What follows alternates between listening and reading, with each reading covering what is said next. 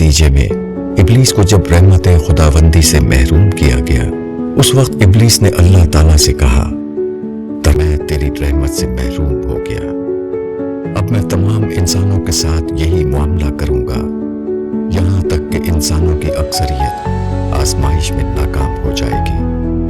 वो शुक्र के बजाय नाशुक्री के रास्ते पर चल पड़ेगी। कुरान से साबित है कि इब्लीस को इंसान के ऊपर कोई इख्तियार हासिल नहीं, फिर वो किस तरह इंसान को शुक्र से दूर करेगा।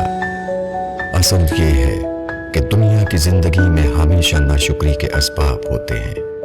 नाशुक्री के हालात में शुक्रगुजार बनने के लिए ज़रूरी है कि आदमी नाशुक्री के असबाब के बावजूद शुक्रगुजार बनने का आर्ट जाने।